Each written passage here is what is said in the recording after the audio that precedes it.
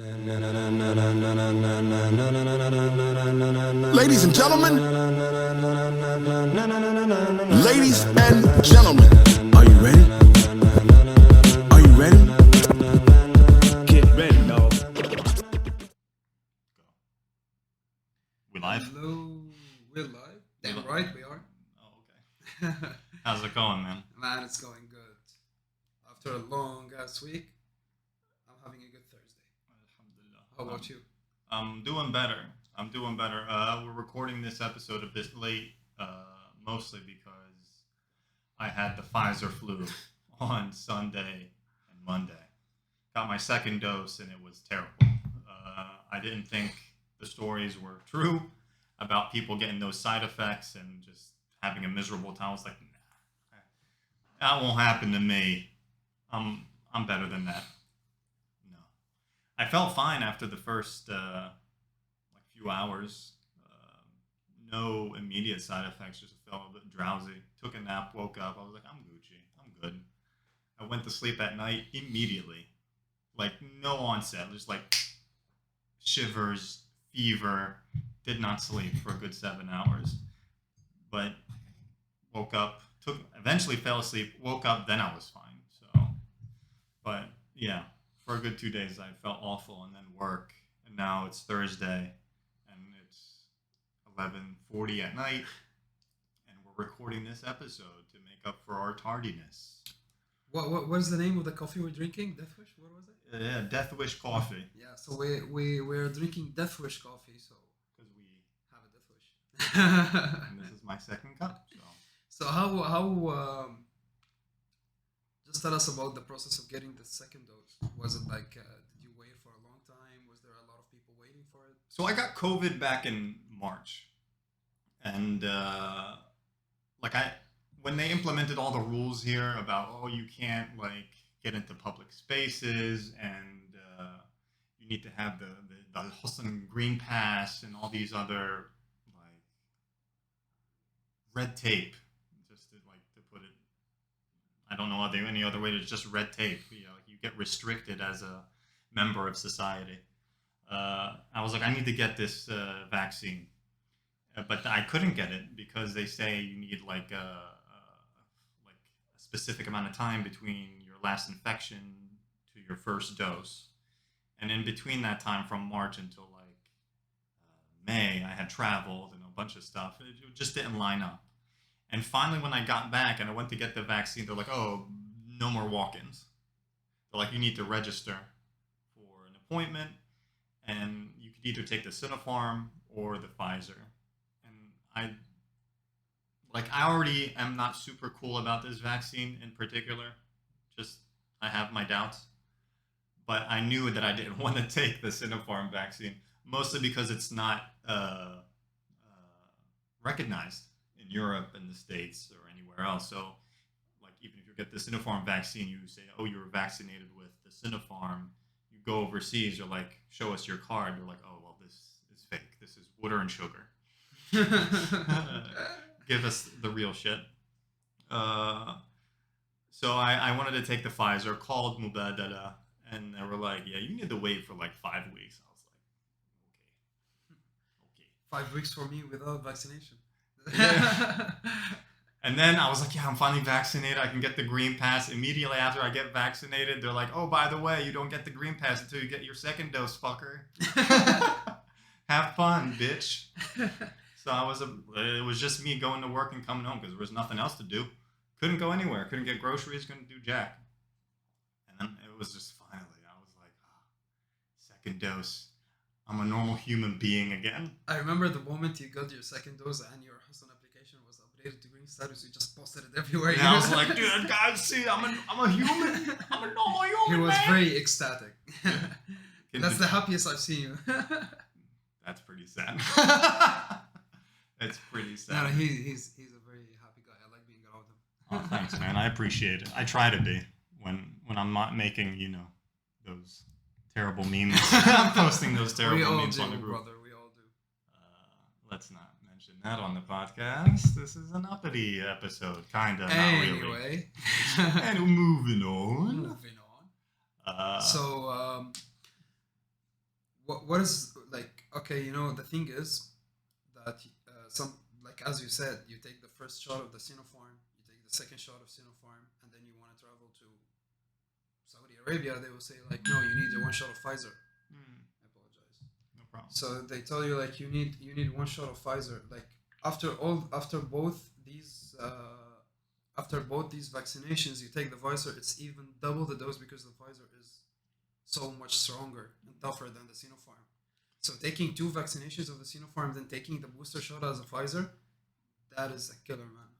Yeah, I mean, again, I I don't even know. See, in the States, a lot of people are very skeptical about the vaccine.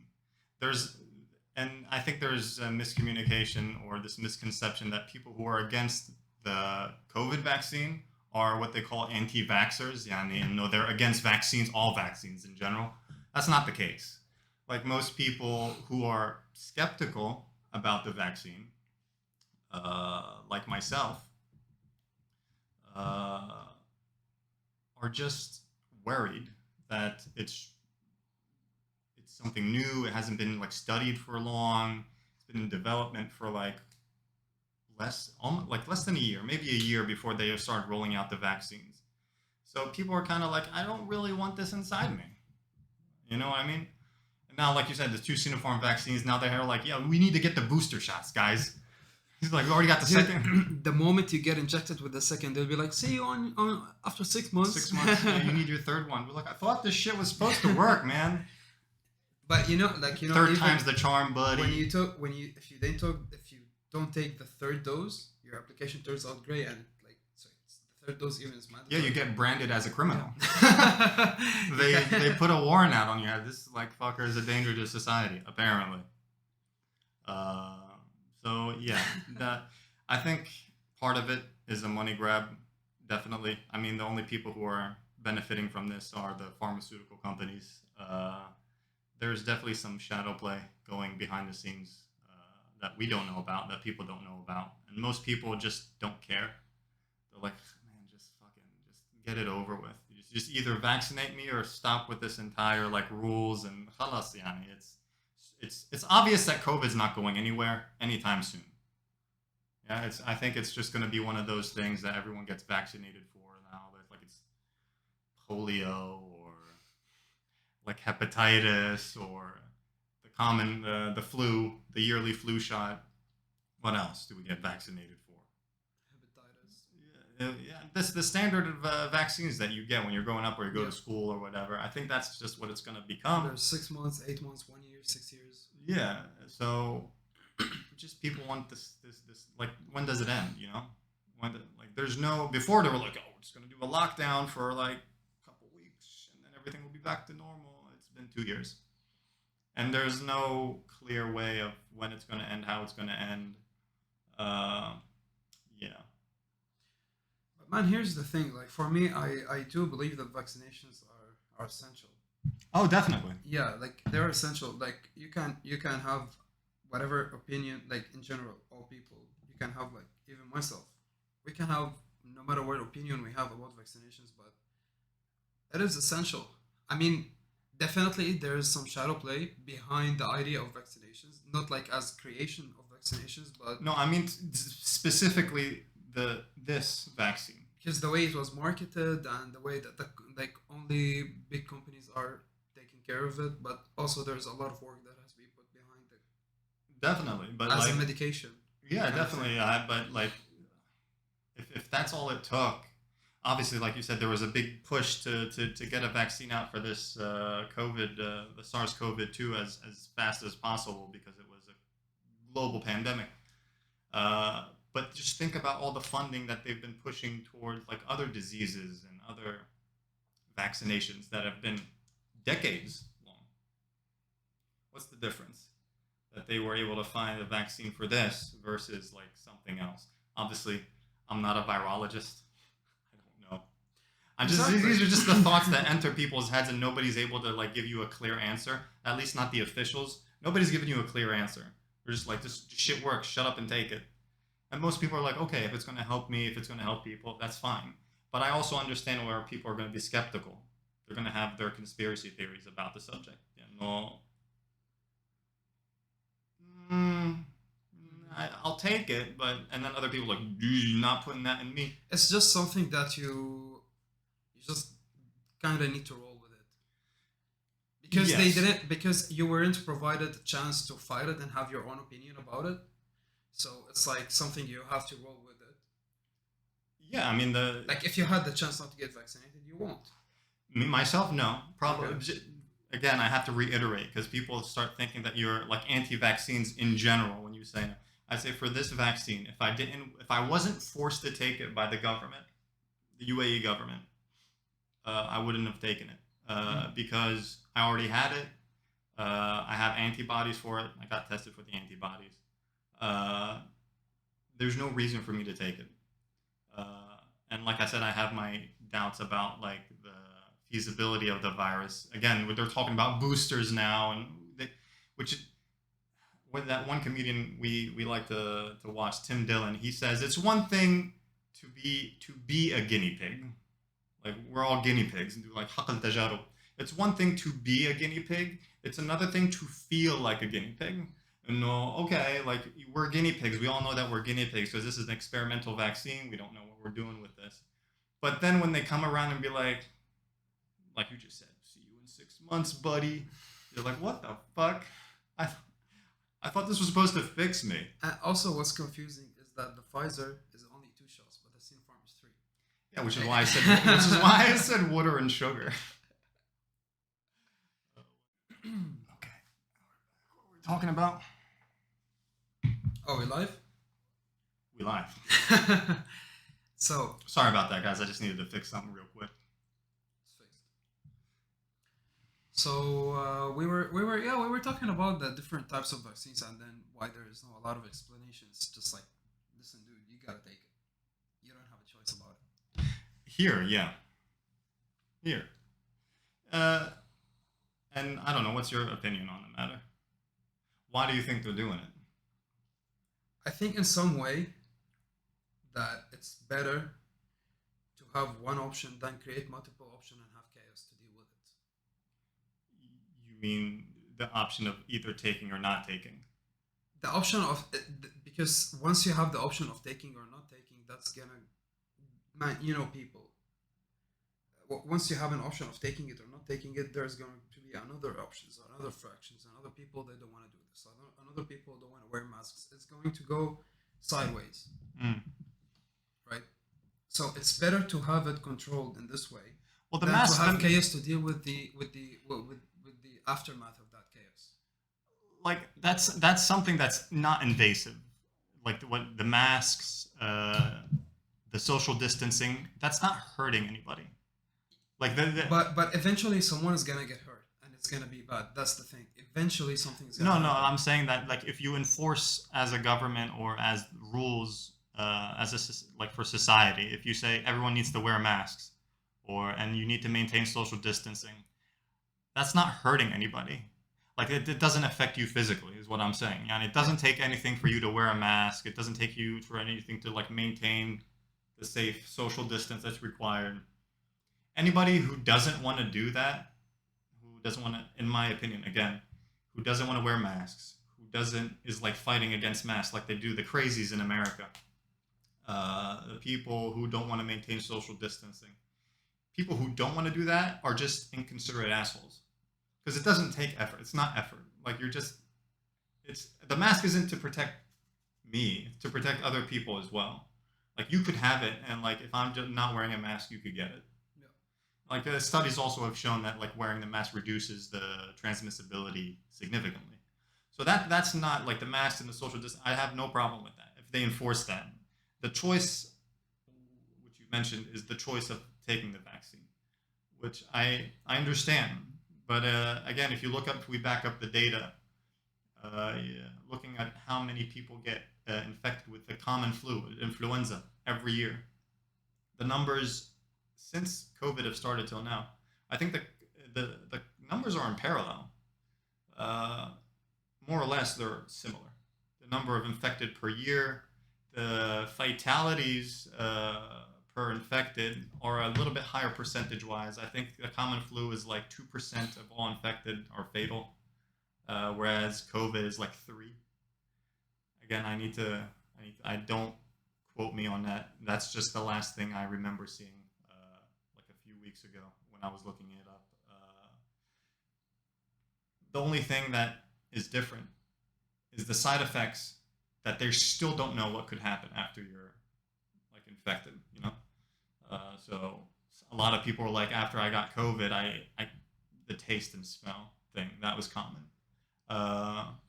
People said I have shortness of breath always, or I'm tired, all that stuff. So they don't really know what's going on after. But yeah, I guess from a fact of like the having to deal with the aftermath, like you said, that's a legit point. Here's what I think of the vaccine in general, like the vaccine of COVID. I know there has not been research a lot on the matter. There has not been like an intensive scientific research on the vaccine. All of a sudden there is COVID, and all of a sudden there was like, here's the vaccine. You go, you know. How I feel about it? I feel about the vaccine is like a map that you give to your immune system. You're really like, okay, here's COVID. It's now in your immune system. It's embedded in your immune system. Your immune system was like, if COVID entered your body, your immune system will be able to identify COVID and fight against it. So that's how I see the vaccinations. There might be side effects of it. I'm not saying it's totally like go get vaccinated, go nuts. You must be skeptical about everything you do.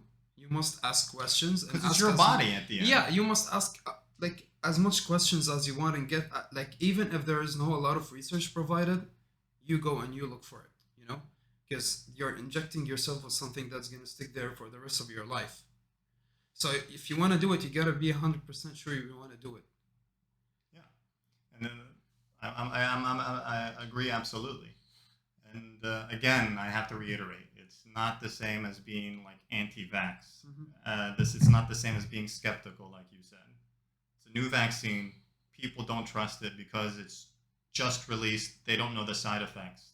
The same thing as we don't know the side effects of having COVID and like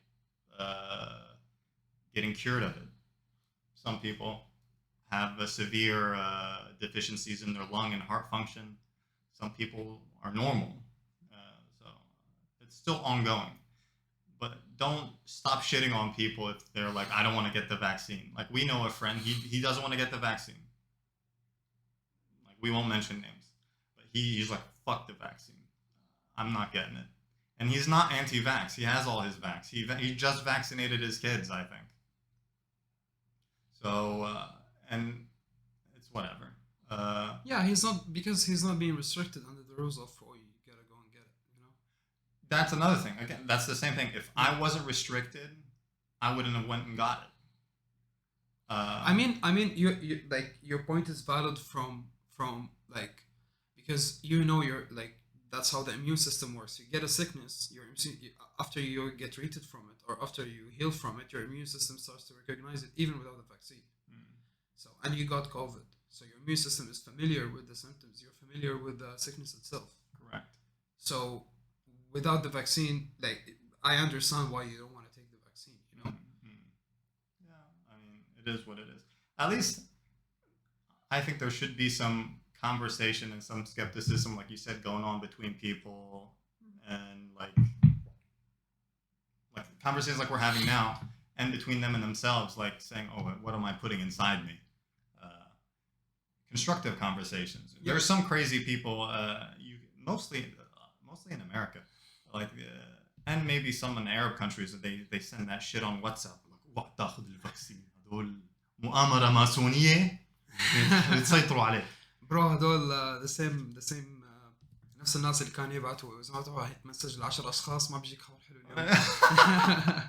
Yeah, the what do they call the chain? إذا بدك تسمع خبر حلو بعتها ل10 أشخاص. You know. If you don't send it to 10 people, إبليس بيركبك. Yeah, so there are some crazy people out there. I mean, it's a kind of thing that you like. You just have your own opinion on it. Yeah, some opinions are valid. Some opinions are stupid. Like Definitely, uh, definitely. like some of the opinions that they have in the states, which is funny, uh, very hilarious. You guys can look this up. The they're called.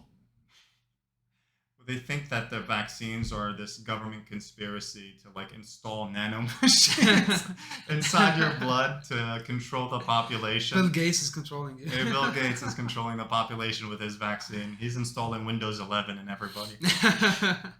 So there's that. That's one wacky conspiracy that's going on with people. And people will defend this like tooth and nail. They're like, no, you are sheep. You are all a sheep. You don't know.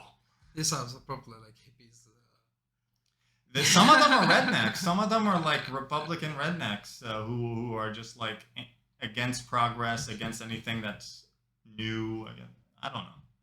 It's pretty funny.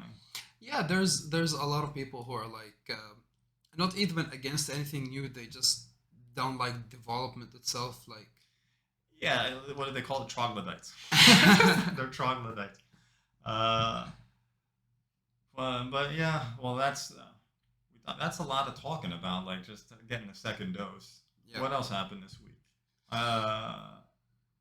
Something that like was significant in the States and significant around the world, but nobody like I don't think gave real big attention to over here was the anniversary of 9/11 and was 2001. It's been how many like 20 years? 20 years, 20 years, That's absurd. almost 21 years. That's crazy to think that was 20 That years is crazy. ago. It still feels like because I clearly remember this day, and like we were of course here in UAE, and I remember my mom was like trying to call my uncle, and he used to live somewhere, I guess around the tri-state area. In New York. Yeah, Okay. and that day he was away in business in Chicago, Alhamdulillah. and he had his family with him in Chicago, so then he just stayed in Chicago since then. You know, He's there in Chicago. he's there in Chicago. He's like, I ain't going back there. But yeah, it's crazy to think. Where were you? Like you were here in Abu Dhabi? We were living that time in Ajman. Mm. We were living in Ajman, and I still remember when my mom was talking to him. I still remember seeing the entire thing on TV. It was broadcasted all over the world, man. Yeah, that's the question that people ask. Well, where were you when it happened? I also like remember when we used like that time when we were young and going like to Carrefour or whatever. This TV section saw 9/11. There's nothing. Yeah, I mean, the Iron Giant, which was the U.S. It's big news. It's unfortunate what happened that day, but It is very unfortunate. for really sad, and it hit the Americans the most. Like everyone around the world was, I wouldn't say devastated because it's No one could understand how big it was unless the people who witnessed it or lived in the U.S. in general. correct. And then you had other people, which I'll get into later. But anyway, before we get into that, I'll say I think myself, we were still living in Abu Dhabi, and it was nighttime when it happened because it happened like in the morning sometime there. And I think it was like right after school or something that I came home and they were watching it on TV. And like how old was I?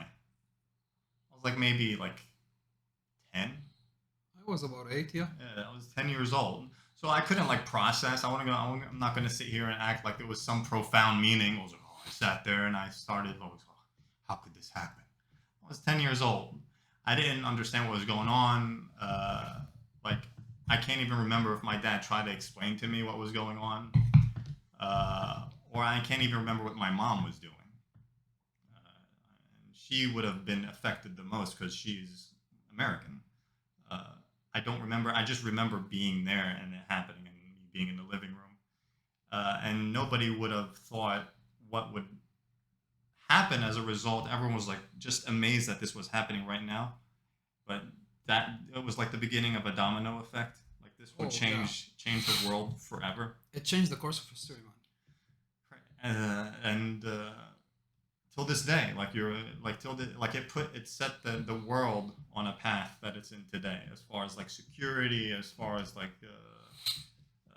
what they call foreign policy in the States, and like how we view like so many things. And then you have the people, of course, from our corner of the world who didn't who were like it was really fucked up. It was really fucked up when it was happening because I remember throughout the years after when I grew older.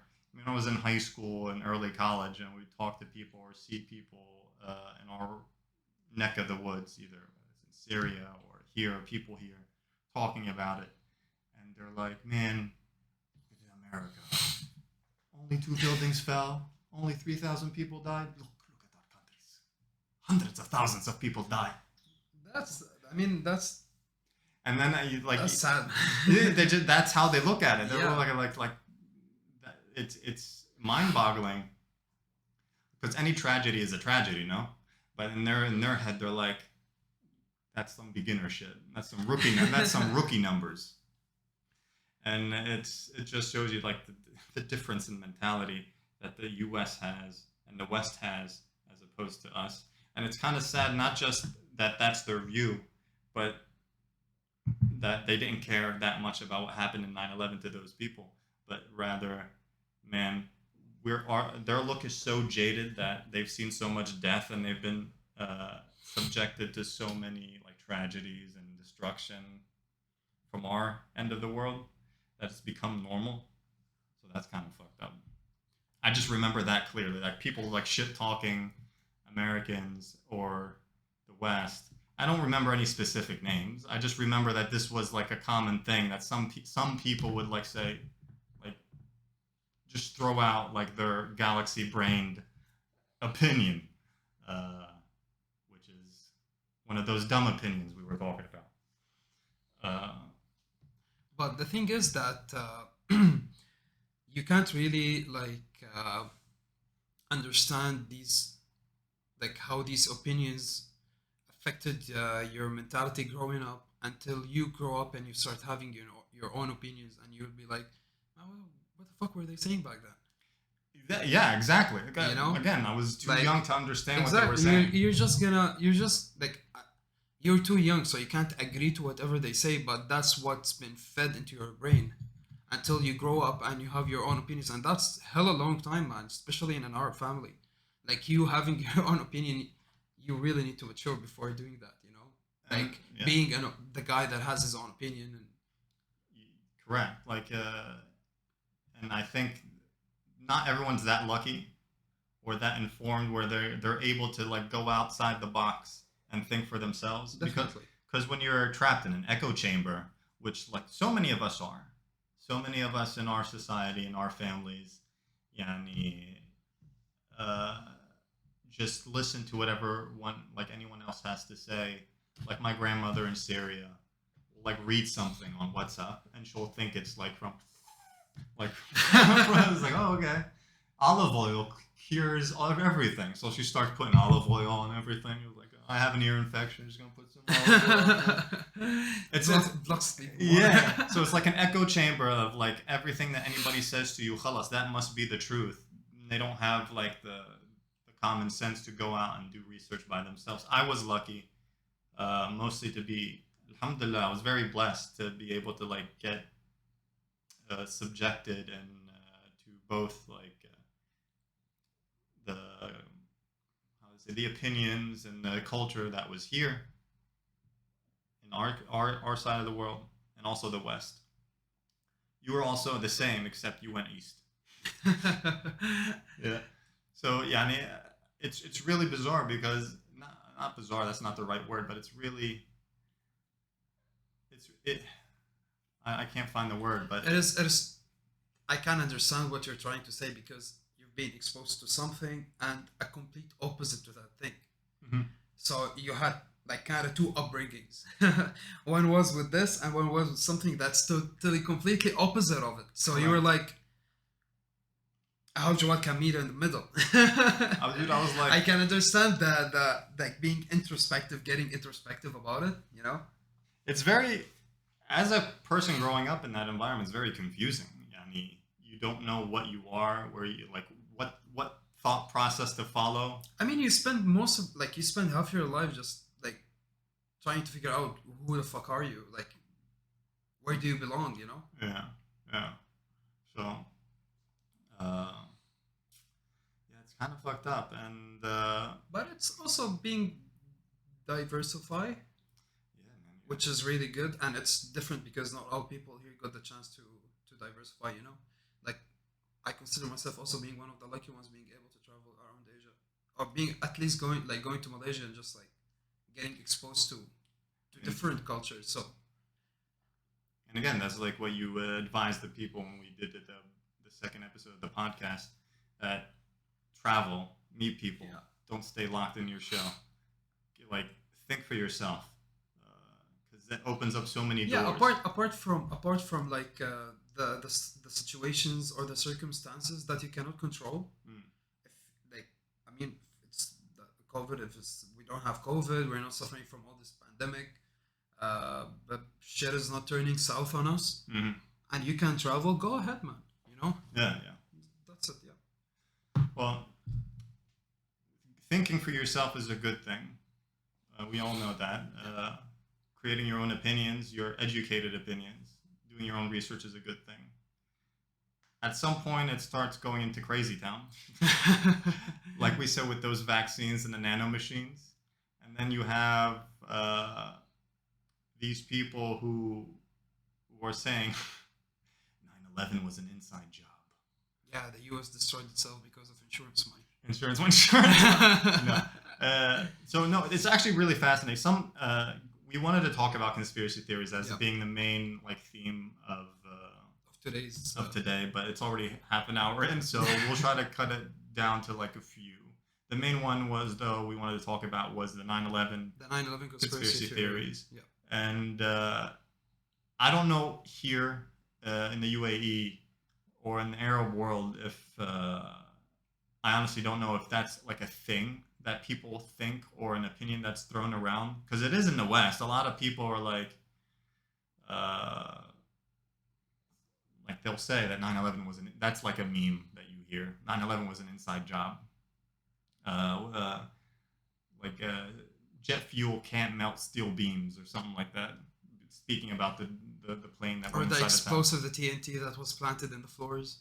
Yeah, like And then before everyone the has their airplane own crashes, theory. They just like timed it. It's fucked up. We're laughing. People died. no, We're laughing at the theory. No, but like some of these theories are like these are the people who did their research and like went through the documents, the official documents, and started poking holes through all the official things that came out from the government, what they call the 9/11 Commission Report, which is basically like the investigation led into how this was allowed to happen, and this was just like the official accounts from everyone who was involved. And the events leading up to when it's happened, to when it did happen on September 11th, to the events right after. What was George Bush doing? What was the Secretary of Defense like? From the most like what is it, insignificant like character involved in like the operation to the highest person, which is the U.S. president at the time, George W. Bush. And then what these people did, these 9/11 conspiracy theorists, started researching themselves, and they actually did this coalition.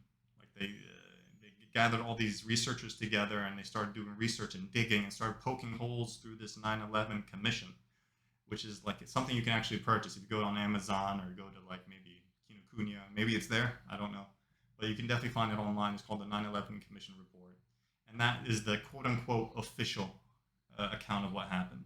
So anyway, these conspiracy theorists, what they did was they went through, and then they went and did their own interviews and did digging into interviews of people who gave their accounts of that morning. And they started noticing that things weren't lining up. That the interviews that the officials gave, like on the day that it happened, or sorry, the interviews that the people were giving about the day when it happened, what they were doing, who they were talking to, the times of when it happened, wasn't lining up with what was in the commission report. So it's really interesting to watch. And their theories were, the main theory that why this was an inside job that's what they say, is because the U.S. was looking for a backdoor reason to get into Afghanistan in order to get to Saddam Hussein. It was crazy. It was like they needed to attack themselves so they can go to Afghanistan, so they eventually could go to Saddam. And I don't know if you watched this. There was something called the 9/11, the new Pearl Harbor. It's something that's on YouTube. It's like 2 hours. It's into 3 parts. I think each part is like 2 hours long. It's a very well detailed account. I mean, the thing is that we all know how U.S. has problems with people who are like people who are thriving for power. Like, I mean, I'm not saying Saddam was. I'm not here. I'm not pro Saddam or anything, right? I have my own opinions, but the thing is that he was controlling Iraq in a way where it was against U.S. policy. So they wanted to get to him, and that was. I'm saying again, I don't believe a lot in conspiracy theories. I have my opinions about them, but yeah, this is one of them. Like they wanted to get to Saddam, and they wanted to get him in any possible way. So yeah, so they needed an excuse to do that. Especially when they said that there's WMDs that went there, there was jack shit. Exactly. There was nothing. Like even who was the vice president at the time? Dick Cheney. Dick Cheney, when before attacking Iraq, okay, he was like, "There's WMDs near Tikrit, there's WMDs near Baghdad, there's WMDs near this place. We know exactly where they are." They went there. There was jack shit. There was nothing. They didn't even find anything. No WMDs for shit. Yeah, they just made Saddam a patsy, and they got him out of the picture, and they installed their own government. Again, we don't want to get into that whole like shebang where like we're just talking about like the conspiracy theories for these like 9/11. There's a conspiracy theory that I was really interested in, which is the NORAD, the incompetence theory. Yes, they mentioned it. Was, by the way, it's in this documentary or docuseries. The one he was talking about is called the NORAD. If you have information about it, can you explain it? Yeah. So what they were saying is that again, that documentary was called 9/11: The New Pearl Harbor. It's saying that again, there's some conspiracy theories that they're trying to equate Pearl Harbor, what happened, like to get the U.S. into World War II, with 9/11, and they're doing parallels, like comparisons between them. So they're people, again, other conspiracy theorists, and they have their theories about it, and they have their evidence to back everything up, saying that the U.S. was actually they didn't do Pearl Harbor. They didn't like attack Pearl Harbor themselves, but they allowed it to happen in order to be able to use that as an excuse to get to World War II and then Hitler. It's like, you mean waiting for Japan to first act on whatever the outcome is going to be. So basically what they were saying, no, we were going back to Pearl Harbor. If you don't know what Pearl Harbor is, it was a naval base in Hawaii. And back during World War II times, the U.S. was not involved in the World War just yet. Hitler was still in Europe, Russia, and then you had like Japan and Italy duking it out in like the Pacific, Europe, and then like Northern Africa. U.S. was not involved. So they had a bunch of like naval ships at the base in Pearl Harbor in Hawaii. And what happened was the U.S. had received intelligence saying that the Japanese fleet were preparing to attack Pearl Harbor. Okay, and just like a quick summary, if you want to go into the gritty detail, like watch that documentary. It's really interesting. They get into like records, interviews, like the nitty gritty. But basically, what happened is they got news. Like the people in charge got news that the Japanese were coming to attack, and that Truman, I think he was the president at the time. Let me see, Harry Truman. Wasn't it? I don't want to say FDR. I mean FDR. Let me see. Yeah. I would say Harry Truman. Yeah, it's FDR. Harry Truman. I'm retarded. Too old, man. Franklin Delano Roosevelt. Yeah. FDR. Uh,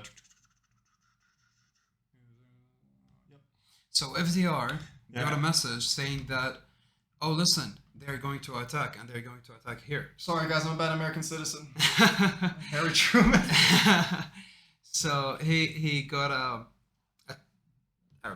letter or whatever that, dude, listen, they're gonna attack us.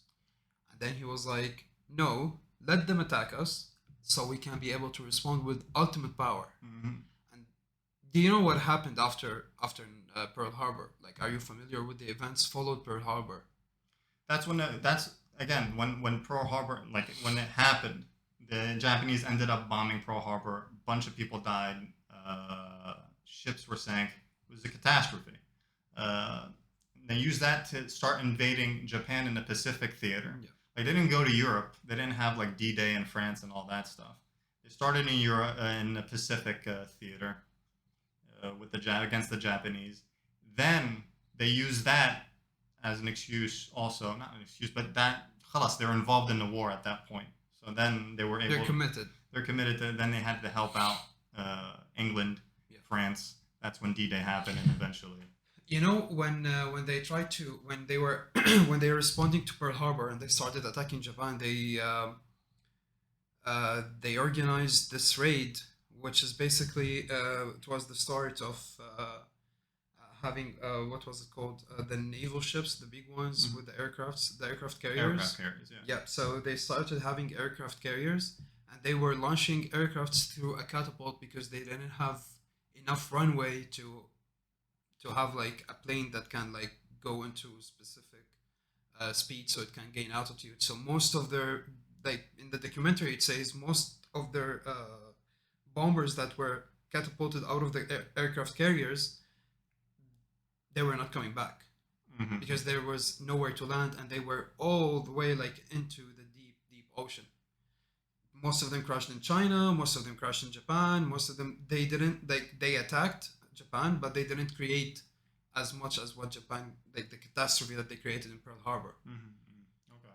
So like most of these pilots, they were just, fuck it, we're gonna go, Mhm. you know. Okay. But like to draw on that, the parallel to 9/11. So that was the incompetence theory, saying that Yeah. one of the parts is like FDR let it happen. They're like, oh, just let them happen.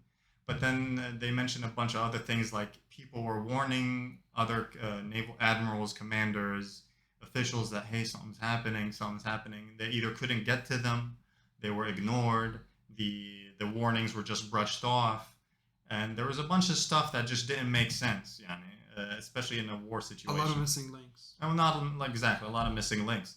So that same thing, they did a parallel, and that same thing happened during the 9/11 time. Messages were ignored. Key personnel, people were unavailable or just not answering. At the same time, again, this is another coincidentally, there was a bunch of military training exercises all around America that made, like, I think, a large portion of the U.S.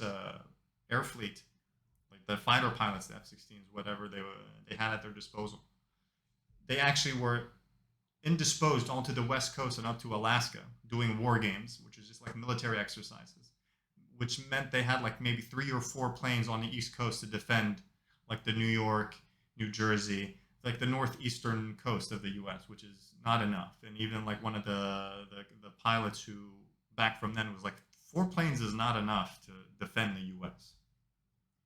So it was like they found it very odd and very peculiar that it just so happens on this day, which nobody should know about. Like, it's a military training exercise. It's not public knowledge that they're having war games, that they're having military training exercises. So like if like these people who were planning the attacks, they would not be able to know that this was happening. So they're like, this is very coincidental that all these planes were predisposed at this time and nobody was answering. And like there was a bunch of key personnel that were either not available or there were rookies that had zero experience in that position during that time. So they didn't know how to act. So that's the incompetence theory. Part of it, at least. And Yeah, and there's a bunch of other things. There's like 12 points to, and that's one of them. Also, one of the NORAD, one of the incompetence theories is that NORAD, which is the North American Aerospace Defense Community, I guess, community, or NORAD. It's just NORAD. NORAD, yeah, Yeah. command, community. What the fuck? Okay, so command. So, however, they say that to debunk this theory, they came out and they said, okay, but the NORAD systems are all focused into defending outside threats, not domestic threats. And because it was a domestic violence kind of thing, domestic attack, so the airplanes were directed from inside the U.S., not from outside the U.S. So yeah, you mean the aerospace defense system wasn't able So that's to just like they came out and they were like, okay, we're gonna debunk this theory, you know. And for me, it's a total bullshit because an attack is an attack. Well, but yeah, you're correct. But again, we're talking about like snippets from this doc. It's really good. Watch it. People who, again, these conspiracy theorists are like shot back, huh? They clap back and be like, yeah, okay, NORAD defends outside, but everything involved in the inside of the U.S. airspace is by the FAA, Federal Aviation Authority, and which deals with like domestic flights and everything, and they have radars and like key signatures for each flight, and for each flight that's in the air, they can monitor it. And once something doesn't match up with the plan, like the flight path or whatever, they immediately report it to NORAD. NORAD, yeah. Which So- assembles the air jets to come and defend. Yeah, exactly, to intercept these rogue, potentially hijacked flights. And that's when like the conspiracy theorists are like fighting back between the debunkers, and it's really interesting. And it makes you think. It was like, man, they have some legit points, because these planes just didn't just fly and then go in. These planes were like flying around inside America for an hour and a half. They changed. They went for an entire. They went like most of them, like airplane. I think airplane 2, the one that hit the other tower. It went halfway to its destination, and then it just did a U-turn and went all the way to New York. You could see it on the map, the way, because there's this also very amazing, beautiful documentary on 9/11. It's the Untold 9/11 on Netflix. Oh, okay. Highly even watch that. recommended. It's good. Highly recommended, man. It just sinks you in, because it like really opens your mind to a lot of like stuff that you thought they were like a conspiracy theories, but then you'll be like, but that makes total sense. Why wasn't all the security agencies on the same level of connection?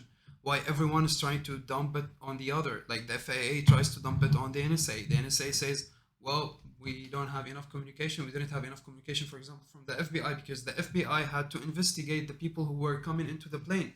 Exactly. So everyone's dumping it on the other agency, and there wasn't like communication between them.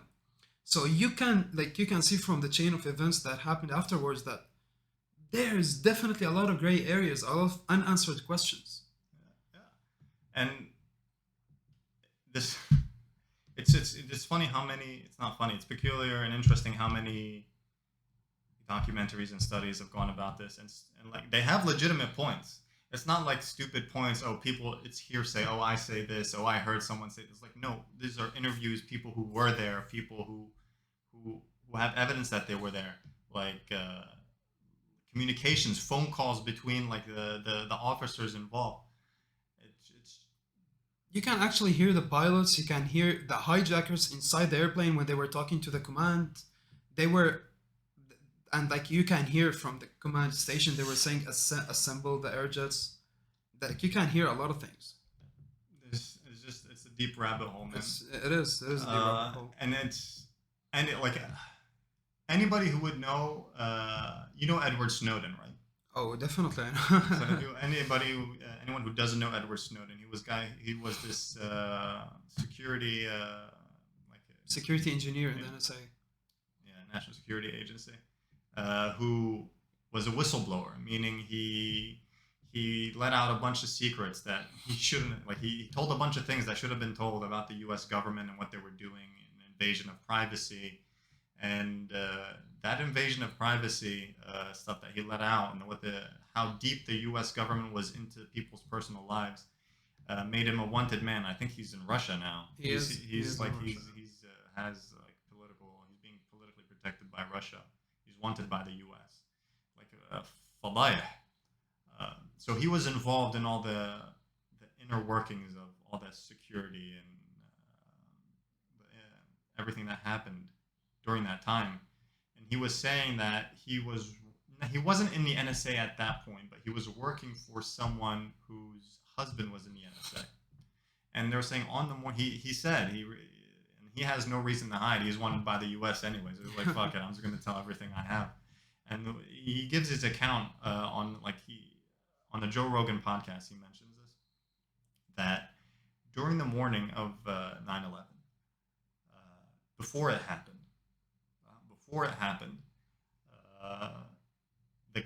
the person who was working at her husband came back from the NSA, and he told her, we're evacuating. And Edward Snowden didn't know what. He wasn't involved, but he just remembered that they evacuated the entire NSA, National Security Agency building, before the attacks had even happened. And his question was, like, these are the people who are supposed to be defending the first line of defense of the country. They're supposed to have their shit together. Why is everyone leaving? This is what you signed up for, you know. So that brings up to the whole communication issue also between the different agencies, where people were like being evacuated before it happened. Like a bunch of the different like security agencies, intelligence agencies were being evacuated, and so people obviously knew that something was going down before it went down. So this is again another parallel between the Pearl Harbor and like the 9/11 thing. Again, watch it. It's too much to get into now. We could be here all night and just talking about. It's a very interesting topic because the more you sink deep in it, the more stuff you'll come up with. You know. Yeah. And what's that one reporter who's like also wanted because he took a bunch of shit. The one who came out on Tim Dillon? Yeah, what's his face? Greenwald? What's his name? Greg Greenwald? Let me look him up. I think he said that... yeah, Greenwald. Like he said, there's a lot of documents that are getting classified now. He said that. And he was like, he said, okay, since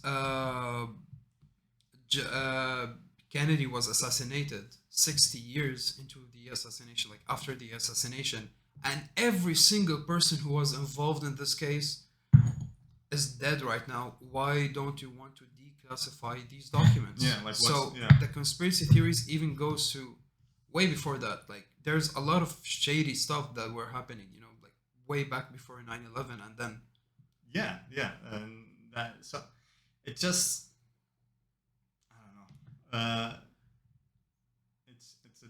It's a fun thing. It's a fun thing to go into. It is. I mean, it's at the end of the day, it's not like we're gonna sit here in this room recording this podcast and like, aha, we figured it out, bitches. You're going down. No, it's like we want to be told the truth. Most people want to be told the truth. But I believe that it's the kind of things that you'll never know exactly what happened. You're just going to see a picture, and then there's 1 million explanations for these pictures. Like you just see an airplane hitting a tower, and then just hear stories. Well, the other thing that at least you can see with that like clearly the plane is going into the tower, and people were there seeing the plane going into the tower. People didn't see the plane that fell in Pennsylvania, which was the fourth flight. It just fell in a field in the middle of Pennsylvania. And then, like they said, it just turned into a pile of rubble. And then the one that went into the Pentagon. There's no footage of this plane going into the Pentagon. There's like one shitty camera that looked like it was filmed like on a Nokia 6600. Sure, that yeah. And it just looks like some. I was like, that doesn't look like a plane that's like 600 tons or however like a 747 weighs. And that happened after the first two attacks, so you still had time to stop that airplane. But I don't know, maybe like military didn't want to get involved because there were like a lot of civilians on that craft?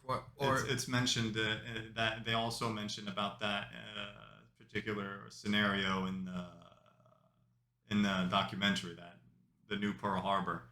Uh, Dick Cheney was in like the military bunker after the first two attacks, and then one like I think the head of transportation or somebody who was higher up, like a head of something, was giving his the interview on what happened, and he was like, I was there with Vice President Cheney, and some military aide came in, and he's like, Mr. Cheney, Vice President, it's 100 miles out or like 50 miles out, and then he kept saying it's 40 miles out, so he knew it was coming. 30 miles, and then at like 20 or 30, he's like, it's 30 miles out. Do the instructions still stand? And then Dick Cheney looks back at him and he's like, yeah, they still stand. Did you hear anything on the contrary? And then 5, 4, 3, 2, 1, and then it went. He said it just went into the Pentagon. At that, like how does it hit? They knew it was going into the Pentagon. That's what this guy was saying. That they were watching the plane go into the Pentagon on the radar. So they were like, what? The whole question was, what were these orders that he was talking about? And then you go back and you correlate it with George Bush giving his account saying that I gave an order to not no, he said George Bush said after the first two planes went in that any other planes that were not responding or that were flying errantly, to shoot them down immediately. that's why they made the no flying zone. Every airplane in the American airspace was commanded to land. Yeah, right but now. you see what I'm saying is like these first two planes went in, and then George Bush is saying, I immediately gave the order. Yeah. And he gave a time, like a time window. And that time window correlates to happening right after, but before Hitting the Pentagon. before hitting the Pentagon. Wow. So that order was obviously given out to everybody. And there were two more planes that were just flying around everywhere for 20 minutes. And that's when that guy came in and he's like, do the orders still stand? And so, which order are you talking about? Like, you already knew that you should have shot it down. So were you told not to shoot it down? There's no footage. You just see a boom. Even like in that documentary, 911 Untold, they about this. Just going back to the story about the plane crash in Pennsylvania, they actually like the thing is about this documentary that when you watch it, you're going to hear audio record from inside the airplane by the cabin crew, by the pilot, by the hijackers, but the fourth plane that hit the Pentagon, you don't hear anything from it. You just see, like as you said, a very old shitty camera that just like, oh, there's a UFO, just grab my shittiest camera. There isn't, yeah, exactly. And you don't even see anything flying into the Pentagon. You legit just see an explosion. You don't see something like. That's true. They also mentioned it in that docu-series. Yeah, it's totally true. And it wasn't like it was back in like the 1980s or 90s where like. No, the U.S. was a humongous air force back then. I'm not talking about the Air Force. I'm talking about quality of cameras. Like. Oh, okay. It's not like that was just 20 years ago, man. It's not like you have one of these or like even the security. Like it's the Pentagon. It's the Pentagon. You're telling me there's not like 5,000 cameras everywhere? Satellites were above that. Just taking live feed. I think that's a legit like. It is, man. Because it's very. Like as I told you, there's a lot of unanswered gray areas and a lot of unanswered questions about why, but you'll never know the truth after all. Yeah. That's I think. How do you think people? Why do you think conspiracy theories like started? I think. Okay, so the legit ones like this one for 9/11 and like. The Kennedy assassination, Pearl Harbor, MK Ultra, all these, all these other ones, because there's legit reasons to want to know the truth. Yeah, you're seeing something, and like you said, people are questioning what they're being told because it just doesn't add up. So you want to know the truth, and if somebody's telling you that this is what it is, be like, okay, show me the proof. And it's not haram, yani, or unreasonable to ask for proof. Yani, why should I believe what you're telling me? That's sick. And then you have other conspiracy theories like these fucktards who are like the Earth is flat and space is fake, and then that's The moon is hollow. Yeah, That's funny, man. that's a new one. That's called mental illness. Yeah, they say there's a conspiracy theory that when the Apollo crew had to leave the moon, so they had to, so the lunar module is on the moon, right? So they go to the moon, they play, they do whatever they want, they grab rocks, they go back into the lunar module. Grab rocks.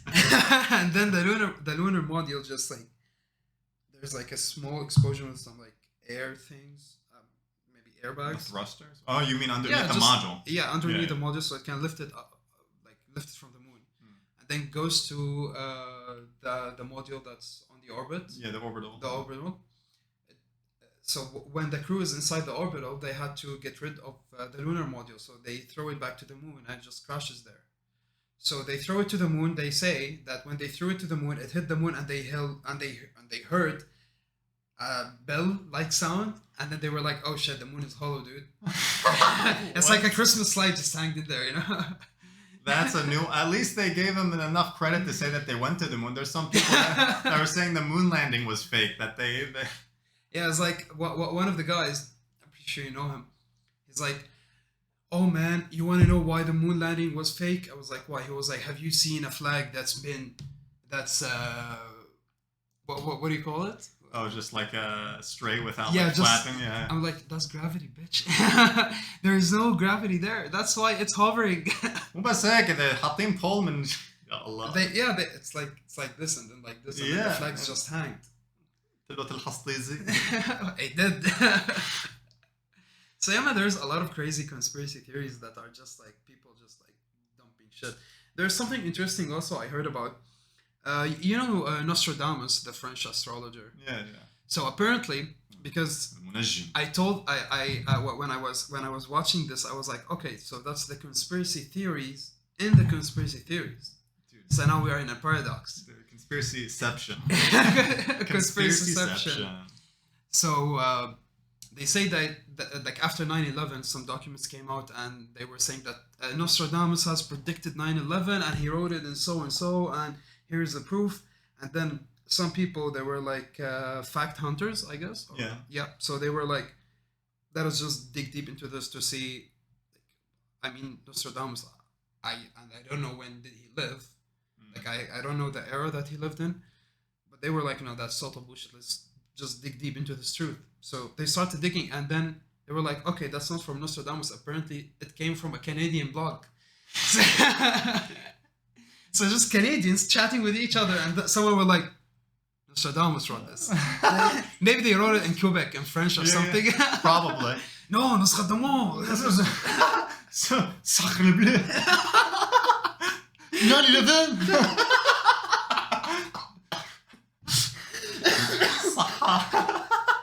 I remember this video. So it was like, oh no, Nostradamus. And then they just put it out somewhere, and then all these people were like, oh shit, man, yeah, that's right. Nostradamus predicted 9/11. I mean, the guy died like somewhat 500 years ago, and then you guys are like, لبسوها فينا. Yeah, I mean, منيح ما قالوا that octopus that predicts the World Cup winners. Oh You know yeah, that there are people who, I don't know, maybe I'm going out of topic here, but I'm just gonna say it. There are people who worship something called the spaghetti god. That's no, that's That's not a conspiracy. No, that's actual. It's a meme. It's a meme. Yeah. The flying spaghetti monster. The flying spaghetti monster. That's from South Park. The whole idea behind the flying spaghetti monster was, I think it's from South Park, or it was an internet meme. But I heard that it's an actual. The whole idea behind it is, okay, you're saying, as people debate on the internet, obviously, because they have nothing better to do. They debate about like God, religion, atheism, blah blah blah. So I think it originated from, well, okay, you believe in God, Allah, Yahweh, And you're telling me that I can't disprove him not existing as an atheist, somebody who doesn't believe in God. Is saying, okay, you're telling me that God exists and I have no real way of disproving his existence. I can't give you evidence. So therefore, you, as someone who believes in God, Allah, Yahweh, you cannot disprove that there's someone called the flying spaghetti monster that I worship. So that's where it comes from. So like, I worship the flying spaghetti monster. Just like I have the right to worship whatever I want, even if it's a flying spaghetti monster. Let's look at the flying spaghetti monster. I forgot about this. It has a prayer too. It does? Yeah. I never heard of the prayer. Let's look at the flying spaghetti monster. I'll switch over the scene. There you go. I thought we can show a wee on here. No, it's art. It's fine. I'll just cover that up in post. Let's look at the prayer. The flying spaghetti monster. Okay, where is it? Okay. The prayer. I am the flying spaghetti monster. Thou shalt have no other monsters before me. Afterwards is okay. Just use protection. So you can literally from this prayer know who worships this. The 4chan people. The 4chan people. Who are now the Redditors. The only monster who deserves capitalization is me. Other monsters are false monsters, undeserving of capitalization. Since you have done a half-assed job, you will receive a half an ass. That's a fair God, man. Yeah, since you have done At least it's fair. Since you've done a half-assed job, you will receive half an ass.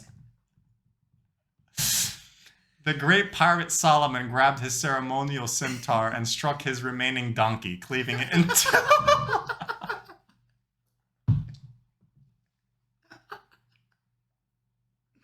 Man, I must say, there's a lot of creativity that went into this prayer. There's a book called The Gospel of the Flying Spaghetti Monster. It's 192 pages. Wow. Wow, what is this? What is That is this? crazy, man. That's amazing. The gospel begins with the creation of the universe by an invisible and undetectable holy flying spaghetti monster. Let's share this screen. Let everyone see. Why should we have all the fun? There we go. So this is what we're reading, guys. On the first day, the flying spaghetti monster separated the water from the heavens. On the second, because he could not tread water for long and had grown tired of flying, he created the land, complemented by a beer volcano. Satisfied, the flying spaghetti monster overindulged in beer from the beer volcano and woke up hungover. Between drunken nights and clumsy afternoons, the flying spaghetti monster produced seas and land. For a second time, accidentally, because he forgot that he created it on the day before. Along with heaven and a midget, which he named man. Oh, so man is a midget. Man is a midget to the monster. Man is a midget. Man and an equally short woman lived happily in the Olive Garden of Eden. Olive Garden as in the restaurant? For some time, until the flying spaghetti monster caused a global flood in a cooking accident. This creation, claimed by Pastafarians, that's what they're called. Pastafarians, the people who worship them.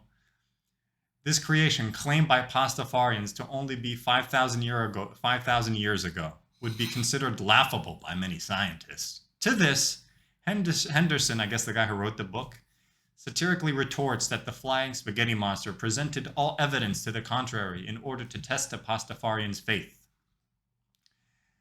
In addition to parodying certain biblical literalists, Henderson uses this orthodox method to lampoon though it stops. It's just saying, this is a commentary on the people to the flying spaghetti monster to the creator. That's pretty hilarious. That is hilarious, man.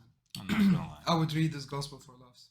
I might have to buy it, actually. I have to educate myself. So yeah, that was a long, serious talk about serious. I just have one last question for you. Okay.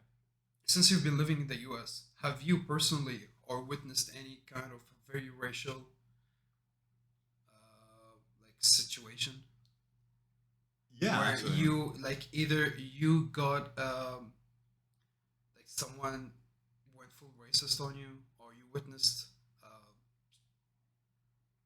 you know what I mean? Yeah. I hate, It's just the coffee. No, I hear you. Just you this want, coffee you want some like of mine? killed some of my brain cells. You want some of mine? No, I'm good. All right, so go ahead. Hateful racism towards me. No, not me particularly, but I don't look Arab. I don't look like I'm ethnic. Exactly. That's why I threw in the question of how or have you witnessed? I've witnessed, and I've had stuff be told to me, but it wasn't like hateful. It was just like people who were ignorant. Like I remember my freshman year when I was 17, I was in the dorms, and one of my friends had someone visiting them from out of town, from like their hometown, and she was there. She was from this small town, like in rural Pennsylvania. I mean, most of America, for those, I mean, you guys think of America, most people they're like, oh, New York, Philadelphia, Los Angeles, blah blah blah, Chicago. It's not all that. That's like a small portion. It's all the cities. The rest of America is like farmland. It's like towns, small towns, far away from like civilization. So this is where this girl was from. And my friend introduced me, and she's like, "Oh, this is Jawad. He's from Abu Dhabi. That's where I live." So they just it didn't matter that I was Syrian. They just said, "Oh, he's from Abu Dhabi. That's where he's from." And she's like, "Oh, where's that?" And he said, "Oh, it's from the Middle East." And she was like, "What, Colorado?" He's like, "No, dummy, the other way." Colorado, the Middle East.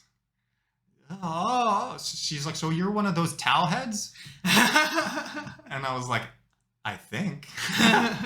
I think I'm offended. Like she was, and she wasn't being mean. She was just like just being very sincere. Like she just thought that's what we were called, towelheads. I was like, no, I guess I'm one of those.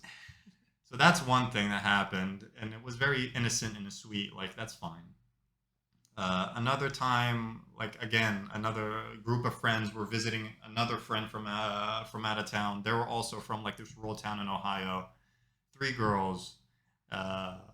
And they were asking me about how life was in Abu Dhabi and Dubai, and of course they only saw what they show on the internet, with all the fancy cars, the buildings, blah blah blah, most things that we never see. We only see our offices and our bedrooms.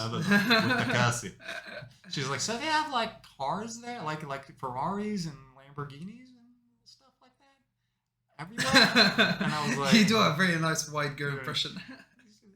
It's on point, man. Yeah, right. And this one girl, she was actually like a car freak. Like she enjoyed working on cars and stuff, like a tomboy. It's like, do they have the GTR there? I love the GTR. It's like my favorite car. I was like, yeah, they have the G. They're common there, which wasn't a lie. You see a lot of them.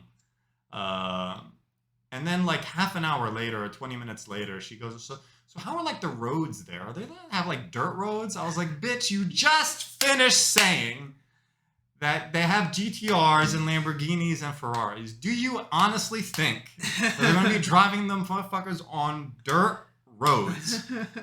The roads are fancier than the cars. Right? So it's stuff like that. The one really racist thing that like I witnessed, it wasn't directed towards me. I just saw it, and it was directed towards Arabs and Muslims. I was in lecture, and the seats, you know how they are, the lecture halls and everything. It was around like a 200-person lecture hall, and I was just sitting. I remember to this day, it was like econ class. I was like macroeconomics, back in like sophomore year or something. And I was sitting with one of my engineering buddies, just following class. And 2 guys sitting in front of me. He was wearing like a wife beater, shayal. And had like tattoos everywhere, which is fine. There's no dress code. I didn't care. and writing, taking notes, everything. And I like look up at this guy's sleeve tattoo, and like right here on his tricep, in between like the design and everything, it just like in big bold letters, it said "fuck Quran." It even said fuck the Quran, but it didn't say how we spell it in English is QU''RAN. It said KORAN. Quran. Maybe he had a friend called Quran, and he's like, And- "Fuck you, Quran." It's just like fuck. It just said "fuck the Quran" or "fuck Quran," Shit, man. and I saw that, and like I had never encountered something that hateful before, so I didn't know how to react. But my friend saw me, and I was like, I must have looked very angry, because I was like clutching, I wanted to punch the guy, and then I remember my friend like audibly saying like he was like, "Oh shit, calm down," because like it was again I must have been like visibly perturbed and like very angry. So eventually, like I texted my uncle who was in Philly at the time. I was like, this is the situation I'm in. I really want to like clock this guy. And please talk me. Like I was asking him to talk me down. Because, I mean, I was not there to like cause trouble. Like I realized there's a bunch of people like this. There's nothing you can do to change it. But I needed somebody to talk to in the middle. And I couldn't like get up in the middle of class, you know. So eventually, it's like you just need to deal with this. You need to calm down. It is what it is. Like what he says isn't going to matter.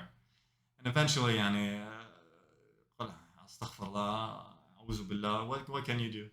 Like somebody who's that committed to hate, and you nothing that if you approach it with like force and violence and like anger, it's just going to make them like even like hate you more, and just probably going to reinforce whatever made them get that tattoo anyway. So Sure. I just let it go. I never saw him again. Then again, somebody who gets those types of tattoos probably isn't like suited for education, or in that environment at least. They're not. That's not somebody who's open-minded who would get those tattoos and then like continue to be in higher education. Because like people in college were from every race and creed and religion. White, black, brown, Asian, atheists, agnostics, Muslims, Jews, whatever. There's You no get place. along with whoever you get along with. Yeah, you know? man. Like we're all people. There's no place for hate. And I heard stories from a lot of hijabi friends who were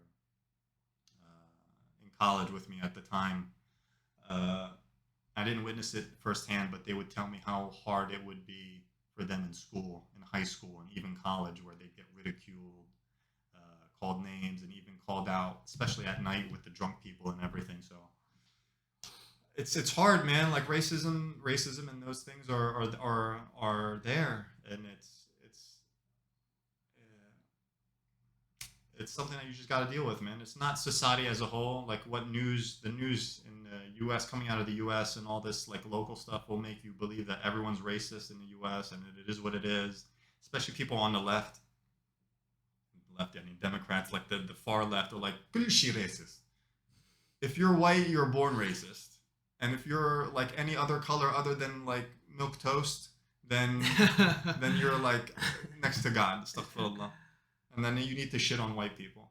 It's like very bizarre. So it's not like that in the U.S. Racism as a whole, and there's racists everywhere. We've talked about this about here.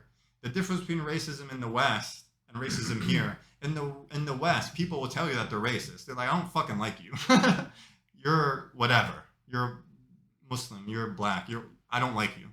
Yeah. Here, it's like harba, and Yeah. and everyone's like two-faced. They're like, Habib Galba, fucking Egyptians. Exactly. That's Fucking- the sad part. Or That's the sad part. Khalil, Mada Zalama. Yeah. Or like we treat Indians or like South Asians like garbage. But it's like so embedded in society. It's not like it's fake. Yeah, everyone has two faces. Where like I think that's a benefit. At least you know that person hates you, so you can avoid them. Yeah. Honestly, this particular thing happens, like even in the East, and especially in Southeast Asia. If they don't like you, they will be sure that you know that they don't like you. I mean, it's not a good thing, but that's. I mean, it's at least it's like I take it from a point of view of like, okay, you're not wasting my time. I'm not gonna spend time with you if you don't like me. I don't. Exactly. That's it. Just we go on with each other. Each one goes on with his life. Yeah, I mean, it's unfortunate that you think that way, but at least I know. Yeah, exactly. Well, Like, no. I don't have to waste my time on you. Man, that was a really nice talk. Yeah. I really enjoyed this conspiracy theories, man. Was this one? Yeah, it was very serious this time. Not a lot of funny jokes, but we want to end it on a good note. But we have one conspiracy theory that we've come up with. What is it now? So you guys who live in the UAE, anybody who has a car, or like rides in the cars with their families, may or may have not witnessed some certain business cards on your windows, maybe multiple. Nobody knows where these come from. Nobody knows. We just find them there one day. Our theory is, what is our theory? Our theory is that there is one guy, Just one guy, in the entire country. Basically, he's every freaking where. Because, like, here's the thing: you park your car, okay? You'll be like, okay, I'm taking my keys, taking my phone, I'm taking my charger. Then you turn, and then there's like cars already there. You just parked your car. You're still in the car, and you don't see anyone around the car. Nobody has seen this person, this masked avenger of illegal massage If parlors. you have seen him, please come out and talk and tell us who he is. Because like I really believe that he knows every single car and where it parks and how it parks. He monitors every car, you know? That's our theory. We need to set up like monitoring stations and Surveillance. cameras. Yeah, just do a stakeout. Because he's like the Batman of massage parlors. Of shady massage Yeah, parlors. you just like when Batman meets Inspector Gordon, he's like, oh, go, and then you turn away and you come back and he's just like gone. That's the same thing. So guys, this is a serious issue. If you see Mr. Massage Parlor Man, send a signal. send a signal. Just like two titties. It's so funny. Also, the cars are like, you have every massage, Moroccan, Asian, Cambodian. Like, what the fuck? Do you notice that every single business card has a different girl on it? Yeah. They're all different, man. Yeah, It's yeah. never the same business card. Oh, yes, and then, I mean, my car is filled with, because I don't like throwing them on the ground. I think now I've resigned myself to collecting them like Pokemon cards. I want to catch them all. You can show them to your kids. Yeah, I will. All right, guys. Thanks again for bearing with us and listening and giving us your time. Hit us with a like, subscribe, and share. If you have any topics you want to discuss, want us to discuss, you want to come on and tell us your story, you have a business, local business that you'd want to promote and just tell people about, contact me, Abud, Ayub, whoever. Give us a follow on Instagram, all that shebang. We'll see you on the next one. Peace out.